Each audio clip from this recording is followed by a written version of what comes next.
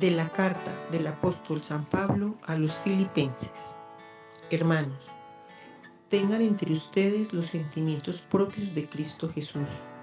Él, a pesar de su condición divina, no hizo alarde de su categoría de Dios. Al contrario, se despojó de su rango y tomó la condición de esclavo, pasando por uno de tantos. Y así, actuando como un hombre cualquiera, se rebajó hasta someterse incluso a la muerte, y una muerte de cruz.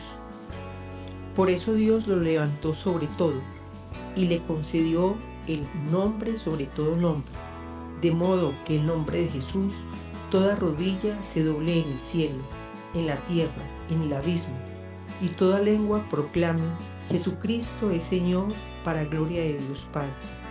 Palabra de Dios, te alabamos, Señor.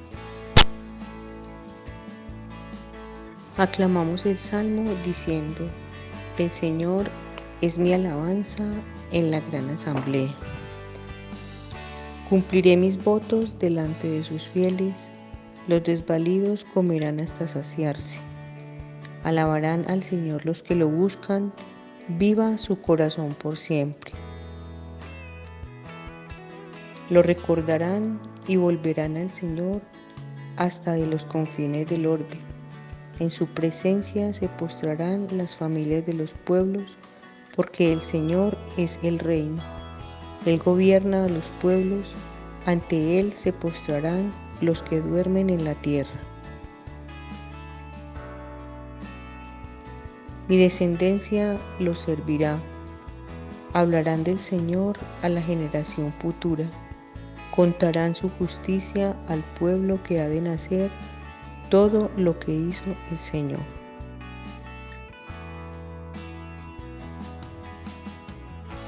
Del Evangelio según San Lucas.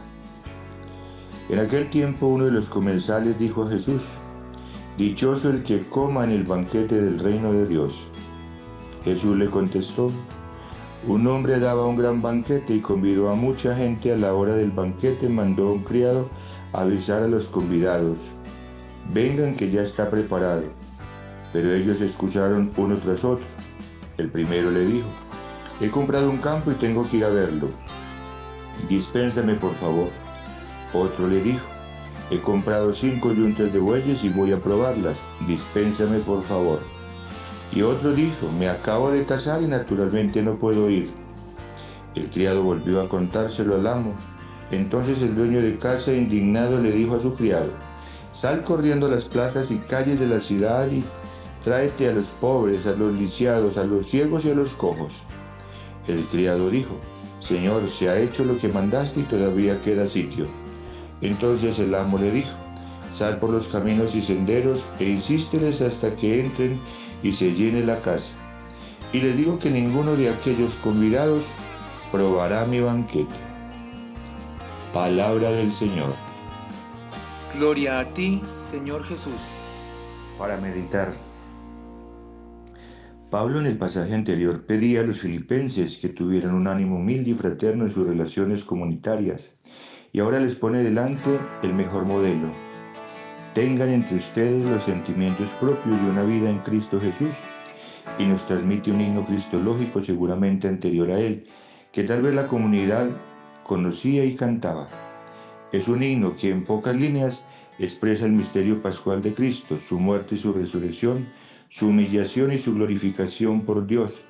Se despojó de su rango, se rebajó incluso hasta la muerte, y por eso Dios lo levantó sobre todo como el Señor de cielo y tierra. A veces cantamos este himno como alabanza a Cristo, por ejemplo, cada sábado en las vísperas, inaugurando la celebración del domingo. Él, a pesar de su condición divina, no hizo alarde de su categoría de Dios. Y podemos exclamar con alegría y convicción: Jesucristo es Señor, para gloria de Dios Padre.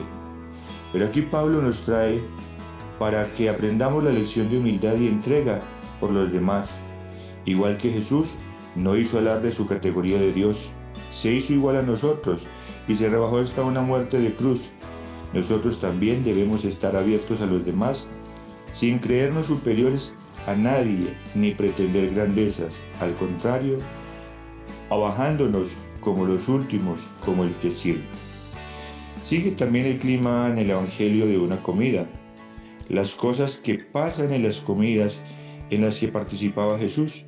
Esta vez propone Jesús la parábola de los invitados al banquete del reino. La alusión debía ser muy clara. Los del pueblo de Israel eran los que antes que nadie recibieron la invitación para el banquete del reino de Dios. Pero cuando llegó la hora, rehusaron asistir, poniendo excusas, la compra del campo, o de unos bueyes, o la boda reciente.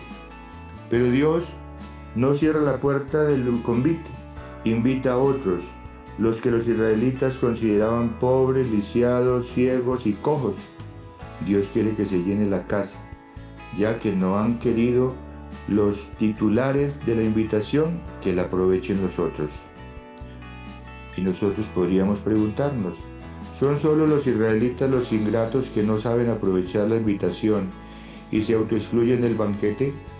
Cada uno de nosotros debería hacerse un chequeo, una ecografía de intenciones de corazón, para ver si merecíamos también la queja de Jesús por no haber sabido aprovechar su invitación. Si nos invitaran a hacer penitencia o a un trabajo enorme, se podría entender la negativa, pero nos invita a un banquete, a la felicidad, a la alegría, a la salvación. ¿Cómo es que no sabemos aprovechar esta inmensa suerte, mientras que otros mucho menos favorecidos que nosotros saben responder mejor a Dios? Cuando Lucas escribía este evangelio, ya se veía que Israel, al menos en su mayoría, había rechazado al Mesías, mientras que otros muchos procedentes del paganismo sí lo aceptaban.